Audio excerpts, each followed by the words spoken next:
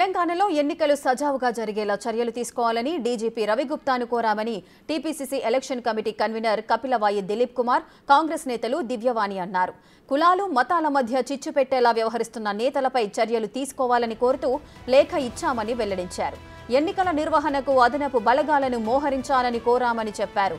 నిబంధనలు ఉల్లంఘిస్తూ కాంగ్రెస్ పార్టీపై ఆరోపణలు చేస్తున్న నేతలపై చర్యలు తీసుకోవాలని ఎన్నికల కమిషన్కి కూడా లేఖ అందజేస్తామని ఆమె చెప్పారు.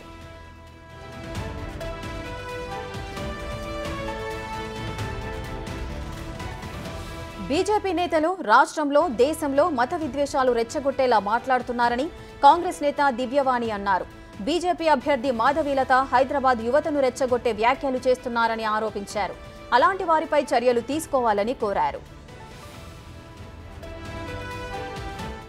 ప్రపంచంలో అన్నింటికన్నా కూడా మనిషికి ప్రాణం అనేది ముఖ్యం. ఆ ప్రాణం ఉంటేనే మనం ఏదైనా చేయగలము. ఈరోజు సెంట్రల్ గవర్నమెంట్ మతాలని కులాలని రెచ్చగొడుతూ దానికి సంబంధించిన పార్టిసిపేట్ చేస్తున్నటువంటి మహిళ అనేటువంటి ఆమె చేస్తున్నటువంటి ఆ యొక్క యూత్ని రెచ్చగొట్టే విధంగా ఇది నాట్ ఓన్లీ హైదరాబాద్, ఇక్కడ కనుక గొడవలు అల్లర్లు జరిగితే ఇది కనెక్టివ్ అయిన మిగతా స్టేట్స్ కూడా ఎఫెక్టివ్ అవుతుంది. కాబట్టి ఈరోజు మన గౌరవ ముఖ్యమంత్రి గారు ఒకటే మాట చెప్పారు, భక్తి అనేది మన మనసులో ఉండాలి, దేవుడు అనేవాడు గుడిలో ఉండాలి. కానీ దాన్ని రోడ్డు మీద తీసుకొచ్చినప్పుడు ఈరోజు మన హైదరాబాదులో ఉన్నటువంటి యువతకి మరి ముఖ్యంగా ప్రాణ ఆపద ఉంది. కాబట్టి దానికి తగిన చర్యలు తీసుకోవాలని ఈరోజు గౌరవ పెద్దలందరితోనూ కూడా మరి రాములుబాయి గారు కానీ వినోద్ రెడ్డి గారు కానీ మేమందరం వచ్చి, ఎందుకంటే ఈరోజు ప్రజలు ఈ శాంతి భద్రతలను నమ్మి కాంగ్రెస్ పార్టీ యొక్క విలువ తెలుసుకొని కాంగ్రెస్ భుజస్కంధాల మీద ఆ బాధ్యతను పెట్టారు. కాబట్టి మేమందరము మరి డీజీపీ గారికి విన్నవించడం జరిగిందండి.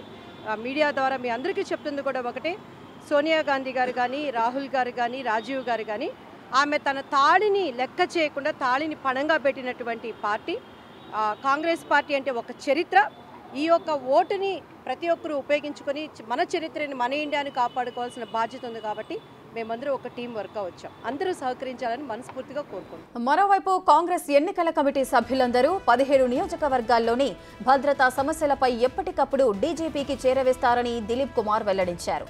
రాష్ట్రంలో ఎక్కడా అవాంఛనీయ ఘటనలు జరగకుండా చూడాలని ఈసీకి విన్నవిస్తామని చెప్పారు. కపిలవాయి దిలీప్ కుమార్తో మా ప్రతినిధి ఫేస్ టు ఫేస్. తెలంగాణ రాష్ట్రంలో పార్లమెంటు ఎన్నికలు దగ్గర పడుతున్న నేపథ్యంలో అయితే కాంగ్రెస్ పార్టీ పార్లమెంట్ ఎన్నికలకు సంబంధించి ఎలక్షన్ కమిటీని ఒకటి ఏర్పాటు చేయడం జరిగింది. ఈ ఎలక్షన్ కమిటీలో సీనియర్ నాయకులు ఎమ్మెల్సీలు కానీ మాజీ ఎంపీలు కానీ వీళ్ళందరూ మంత్రులు కూడా ఉన్నారు. వీరందరికీ సంబంధించినటువంటి ఏర్పాటు చేసినటువంటి కమిటీకి కన్వీనర్గా మాజీ ఎమ్మెల్సీ కపిలవాయి దిలీప్ కుమార్ ఉన్నారు. వారు ఈరోజు డీజీపీని కలవడం జరిగింది. డీజీపీకి కొన్ని విషయాలను కూడా లేఖ ద్వారా తెలపడం జరిగింది. దానికి సంబంధించి మనతో మాట్లాడడానికి కపిలవాయి దిలీప్ కుమార్ ఉన్నారు. వారిని అడిగి మరిన్ని వివరాలు తెలుసుకుందాం. సార్ చెప్పండి, డీజీపీని కలవడానికి గల ముఖ్య కారణం ఏంటి? ఇటీవల ఎప్పుడు కూడా మనం చూడని పద్ధతిలో పొలిటికల్ వాతావరణం ఇక్కడ వేడెక్కింది. హైలీ వోలటైల్ అండ్ సెన్సిటివ్ వాతావరణం వచ్చింది. ముఖ్యంగా మీకు ప్రైమ్ మినిస్టర్ స్థాయి నాయకుడు ఆయన స్పీచెస్లో కాంగ్రెస్కు ఓటిస్తే మంగళసూత్రాలు కూడా పంచుతారనేటువంటి పరిస్థితి తీసుకొచ్చాడు. ఇది మనం ఎప్పుడు చూడలేదు అసలు. సో ఈ రకమైనటువంటి వాతావరణంలో హీట్ ఎక్కింది వాతావరణం. ఎంఐఎం ఏరియాలో హైదరాబాద్ ముఖ్యంగా అక్కడైతే సెన్సిటివ్ ఏరియా, మొదటి సెన్సిటివ్ ఏరియా, అక్కడ కూడా అక్కడ లీడర్స్ బీజేపీ లీడర్స్ మాట్లాడే మాటలు కానీ ఎంఐఎం మాట్లాడుతున్న మాటలు కానీ ఖచ్చితంగా ఏదో జరగబోతున్నటువంటి వాతావరణంగా సూచించాయి. కాబట్టి ఇవి కాకుండా మనకు తెలంగాణ వ్యాప్తంగా కూడా కొన్ని సెన్సిటివ్ ఏరియాస్ ఉన్నాయి. గతంలో మనం కొన్ని వైలెన్స్ జరగటం లేదా రిగ్గింగ్ జరగటం ఇవన్నీ చూసాం. సో దీన్ని దృష్టిలో పెట్టుకొని ఇప్పుడున్నటువంటి పోలీసు బలగాలు సరిపోవు, అదనపు భద్రతా బలగాలు పారామిలిటరీ ఫోర్స్ని తీసుకురావాల్సిన అవసరం ఇప్పుడున్నటువంటి వోలటైల్ ప్రికేరియస్ కండిషన్స్లో ఉంది అనే విషయాన్ని డీజీపీ దృష్టికి తీసుకొచ్చాం. ఆయన కూడా తనకున్న ఇన్ఫర్మేషన్ ప్రకారం మేము చెప్పింది కరెక్టే అని ఏకీభవించారు. ఆయన అదనపు బలగాల కోసం రాస్తున్నామన్నారు.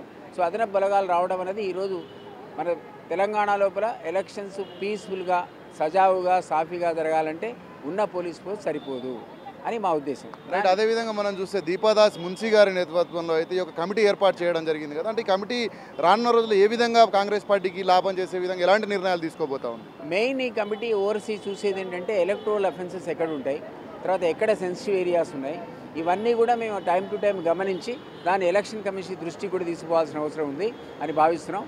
అందుకని 7గురికి ఉన్న సమయం 17 కాన్స్టిట్యున్సీ తిరగడానికి సమయం సరిపోదు. కాబట్టి తలా 2 తలా 3 కాన్స్టిట్యున్సీస్ మిగిలినవి తీసుకొని 17 సెగ్మెంట్స్ కూడా టూర్ చేయడం జరుగుతుంది. అక్కడ ఉన్న ఎలక్షన్ ఏజెంట్స్ని క్యాండిడేట్స్ని కలిసి వాళ్ళు ఎక్కడైతే సమస్యలు ఎలక్టోరల్ అఫెన్సెస్ డబ్బు పంపిణీ కానీ మద్యం పంపిణీ కానీ, ఎందుకంటే బీఆర్ఎస్ దగ్గర లక్షల రూపాయలున్నాయి, వాళ్ళు ఈరోజు డబ్బు పంచడానికి సిద్ధపడుతున్నారు, మద్యం పంచడానికి సిద్ధపడుతున్నారు. అది కంటైన్ చేయాల్సిన అవసరం ఉంది. ఎంఐఎం పార్టీ అయితే గుండాయుధం చేయడానికి సిద్ధపడుతుంది. సో ఇవన్నీ ఎదుర్కోవడానికి మనకి ఏ అవసరం ఎక్కడ ఉందో, బలగాలు ఎక్కడ అవసరం కావాలి, లేదా ఎలక్షన్ అఫెన్సెస్ని ఎట్లా కంటైన్ చేయాలనేది వాళ్ళకి మేము ఒక రకంగా ట్రైనింగ్ ఇవ్వాలి, వాళ్ళ దగ్గర ఉన్న వాతావరణాన్ని స్టడీ చేయాలి. దీన్ని మేము సభ్యులంతా కూడా తెలంగాణ యావత్తు విదిన్ 5 డేస్లో టూర్ చేసి చీఫ్ ఎలక్షన్ కమిషన్ ఆఫ్ ఇండియాని కూడా మేము కమింగ్ సాటర్డే సండే అంటే 3-4 తారీఖులో ఢిల్లీలో, ఎందుకంటే ఆ సాటర్డే సండే కూడా వాళ్ళు పనిచేస్తున్నారట ఇంతమంది మాట. కాబట్టి వాళ్ళని కూడా మేము 4-5 తారీఖుల్లో ఢిల్లీలో కలుస్తున్నాం.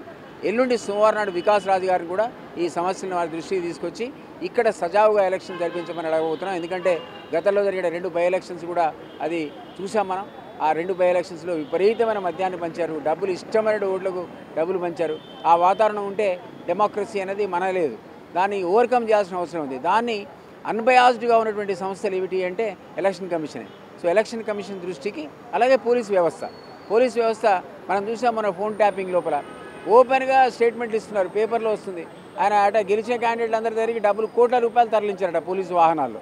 అదేవిధంగా ఓడిన క్యాండిడేట్ దగ్గర వాళ్ళు పంచుతున్న డబ్బులు పట్టుకున్నారట. అంటే గెలిచినోడు గెలిచినట్టు కాదు, ఓడినోడు ఓడినట్టు కాదు. ఈ విధమైన ఎలక్షన్స్ని మనం డెమోక్రటిక్ ఎలక్షన్స్ ఎట్లా అంటాం? సో దీన్ని కంటైన్ చేయడానికి మా శాయశక్తులా కృషి చేస్తాం. ఎక్కడ అవసరమైతే అక్కడ ఎలక్షన్ కమిషన్ దృష్టికి తీసుకొస్తాం. పోలీసు యంత్రాంగాన్ని కూడా మేము అప్రమత్తం చేస్తాం. Thank you. రైట్, మనం చూసినట్లయితే తెలంగాణ రాష్ట్ర వ్యాప్తంగా కూడా జరగనున్నటువంటి పార్లమెంట్ ఎన్నికల్లో అయితే ఎక్కడ కూడా అవాంఛనీయ సంఘటనలు జరగకుండా, అంటే ఇటు కుల ఘర్షణలు కానీ ఇటు మతాల మధ్యలో కానీ చిచ్చుపెట్టే విధంగా కొన్ని పార్టీలు వ్యవహరిస్తున్నాయి. దాన్ని కట్టడి చేయడమే లక్ష్యంగా మరింత భద్రతను కల్పించాలని కూడా డీజీపీకి లేఖ ద్వారా తెలిపినట్లయితే మనకు ఎలక్షన్ కమిటీకి సంబంధించినటువంటి కన్వీనర్ కపిలవాయి దిలీప్ కుమార్ తెలపడం జరిగింది. కెమెరామ్యాన్ గౌరవ్తో రామ్ ప్రసాద్.